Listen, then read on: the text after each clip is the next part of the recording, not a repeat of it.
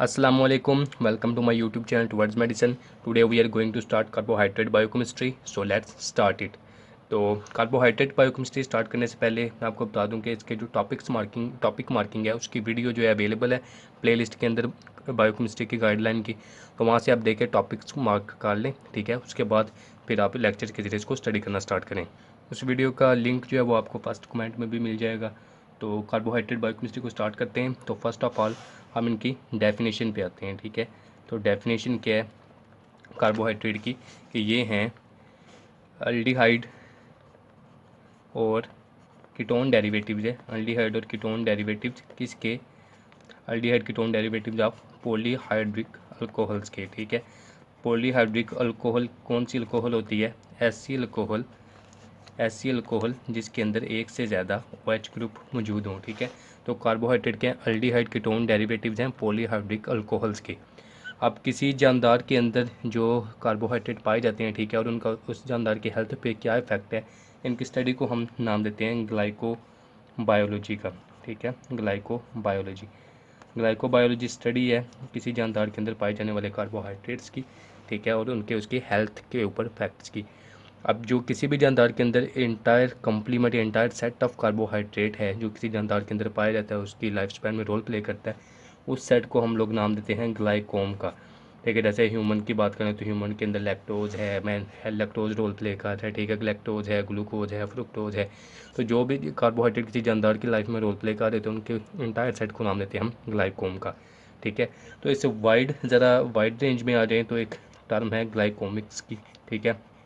ग्लाइकोमिक से क्या मुराद है कि कार्बोहाइड्रेट की स्टडी हर लिहाज से इनके उसके फिजियोलॉजिकल इफेक्ट, पैथोलॉजिकल इफेक्ट, किसी के नॉर्मली क्या रोल प्ले कर रहा है, नॉर्मली क्या रोल प्ले कर रहा है। तो वाइड रेंज पे कार्बोहाइड्रेट की किसी जानदार की ज़िंदगी के अंदर जो स्टडी है उसको हम नाम देते हैं ग्लाइकोमिक्स का, ठीक है। इंटायर स्टडीज़ के अंदर आ जाती है कि वो उसके फिजियोलॉजिकल, पैथोलॉजिकल एस्पेक्ट है, ईच एंड एवरीथिंग, ठीक है। तो उसके बाद आ जाए कार्बोहाइड्रेट में। तो कार्बोहाइड्रेट्स में मोस्ट इंपॉर्टेंट कार्बोहाइड्रेट क्या है हमारे पास? एक ग्लूकोज आ जाता है, ठीक है। अब ग्लूकोज क्या बॉडी का फ्यूल है, ब्रेन का फ्यूल है, ठीक है। उसके बाद फीटल लाइफ में भी ग्लूकोज जो है ये फ्यूल का रोल प्ले कर रहा है। उसके अलावा ग्लूकोज जो है इससे वेरियस डेरिवेटिव्स बनते हैं, ठीक है, वो बॉडी के अंदर रोल प्ले करते हैं, गैलेक्टोज बनता है, ठीक है। तो ये बॉडी के अंदर वेरी इंपॉर्टेंट रोल जो है प्ले कर रहा है ग्लूकोज। उसके अलावा कार्बोहाइड्रेट मेटाबॉलिज्म से रिलेटेड वेरियस डिजीज़ भी होती हैं, डायबिटीज़ आ जाती है, तो उनके मेटाबॉलिज्म में डिफेक्ट्स के लिहाज से डिजीज़ भी आ जाती हैं। उसके बाद कार्बोहाइड्रेट बॉडी के अंदर स्ट्रक्चर रोल प्ले कर रहे हैं, ठीक है। सेल वॉल के अंदर जो माइक्रो ऑर्गेनिज्म उनकी सेल वॉल का कंपोनेंट भी होते हैं, सेल मेम्ब्रेन का कंपोनेंट है, एंड सो ऑन, ठीक है। तो कार्बोहाइड्रेट के जनरल फार्मूला की बात कर लें तो जनरल फार्मूला इनका आ जाता है CH2O, इसको पावर ले लें CH2ON, ठीक है, इनका जनरल फार्मूला है। लेकिन इनको इस वजह से हाइड्रेट ऑफ कार्बन भी कहते हैं, इनके कार्बन के साथ वाटर जुड़ा हुआ है, तो इनको हाइड्रेट ऑफ कार्बन भी कहा जाता है। कार्बोहाइड्रेट की क्लासिफिकेशन की बात करें तो क्लासिफिकेशन के लिहाज से कार्बोहाइड्रेट्स जो हैं इनकी टाइप्स हैं 4। फर्स्ट टाइप की बात करें तो फर्स्ट इनकी टाइप है मोनोसेकेराइड, ठीक है। मोनोसेकेराइड्स, कार्बोहाइड्रेट को सेकेराइड्स भी कहते हैं, मोनोसेकेराइड्स। उसके बाद इनकी दूसरी टाइप आ जाती है डाइसेकेराइड्स, ठीक है। थर्ड पे इनकी टाइप आ जाती है ओलिगोसेकेराइड्स, और फोर्थ टाइप है इनकी पॉलीसेकेराइड्स, ठीक है। पहले हम 3 ही टाइप पढ़ते होते हैं इनकी, मोनोसेकेराइड, ओलिगोसेकेराइड और पॉलीसेकेराइड, लेकिन यहाँ पे MBBS में इसकी 4 टाइप्स मेंशन की गई हैं, वही हमने उनको कंसीडर करना है। तो मोनोसेकेराइड क्या है? मोनोसेकेराइड्स आर दो sugar which can not be hydrolysed, ठीक है। दीज आर सिंपलेस्ट शुगर्स हैं which can not be hydrolysed, इनकी हाइड्रोलाइसिस नहीं हो सकती, इनको तोड़ के मज़ीद छोटे शुगर जो हैं वो नहीं बनाए जा सकते, ठीक है। मोनोसेकेराइड मज़ीद टूट के छोटे छोटे शुगर नहीं बनाएंगे, जबकि डाइसेकेराइड, ओलिगोसेकेराइड, पॉलीसेकेराइड ये तीनों जो हैं टूट के मज़ीद छोटे शुगर जो हैं बना देते हैं। अब मोनोसेकेराइड्स या इन तीनों में जो कंपोनेंट्स हैं इनके, ये 2 तरह के हो सकते हैं। ये इनके कार्बोहाइड्रेट्स जो हैं 2 तरह के हो सकते हैं, ये अल्डोजिस भी हो सकते हैं, ठीक है, और कीटोसिस भी हो सकते हैं। अल्डोजिस और कीटोसिस अगर इनके जो मोस्ट ऑक्सीडाइज्ड फंक्शनल ग्रुप जो है वो अगर एल्डोज है, अल्डिहाइड है तो ये एल्डोजिज हैं, और अगर वो कीटोन है तो ये कीटोजिज हैं। ठीक है, इनके हमने यहाँ पे पढ़ा था कि अल्डिहाइड या कीटोन डेरिवेटिव है पॉलीहाइड्रिक अल्कोहल के। तो अगर अल्डिहाइड डेरिवेटिव है वो अल्डोज है, कीटोन डेरिवेटिव है वो अल्डिहाइड डेरिवेटिव अल्डोज और कीटोन डेरिवेटिव कीटोज है। मिसाल के तौर पे ग्लूकोज जो है, ग्लूकोज अल्डिहाइड डेरिवेटिव है और एक अल्डोज है। ठीक है, इसी तरह जो फ्रुक्टोज है वो कीटोन डेरिवेटिव है। ठीक है, और वो कीटोज है। ठीक है, उसके बाद इनकी बात कर लें तो ये जो मोनोसेक्राइड हैं इनको फर्दर हम इनको नेमिंग देते हैं इनकी नंबर ऑफ़ कार्बन्स के लिहाज से। इनके अंदर 3 से 7 तक commonly number of carbon atom पाए जाते हैं। ठीक है, 3 से 7 तक, 3, 4, 5, 6, 7। ठीक है, तो 3 वाले को हम नाम देते हैं ट्राइयोज का। ठीक है, ट्राइयोजिज। 4 वाले को नाम देते हैं टेट्रोजिज का। ठीक है, 5th वाले को पेंटोजिज एंड सो ऑन। 6 वाले हेक्सोजिज हो जाते हैं। ठीक है, और 7 वाले हेप्टोजिज। ठीक है, 3 से 7 तक इनके अंदर commonly number of carbon atom जो है पाए जाते हैं। तो अब जो एल्डोजिज हैं इनके नाम पे OSC, इनके एंड के नाम पे OSE आता है। ठीक है, लेकिन जो कीटोजिज हैं उनके नाम पे एंड पे यूलोज आता है। ठीक है, लेकिन फ्रुक्टोज जो है ये एक एक्सेप्शनल केस है। फ्रुक्टोज के केस के इसके नाम के एंड पे OSC आ रहा है, बाकी जो कीटोजिज हैं उनके नाम पे यूलोज आता है उनके नाम के एंड पे। मिसाल के तौर पे अल्डोज में हम यहाँ पे कहते हैं राइबोज है। ठीक है, और इसमें कीटोज में इसकी जगह आ जाता है राइबुलोज। ठीक है, राइबुलोज। और यहाँ पे इसी तरह 7 कार्बन वाला होता है ग्लूकोहेप्टोज, और उधर आ जाता है सीडोहेप्टुलोज।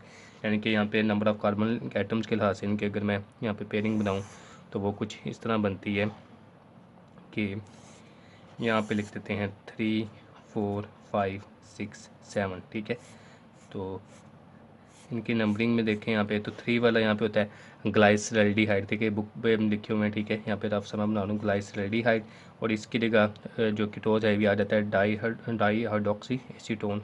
अब 3 में ये आ जाता है। 4 वाले में क्या आता है? 4 वाले में आ जाते हैं यहाँ पे अरीथ्रोज,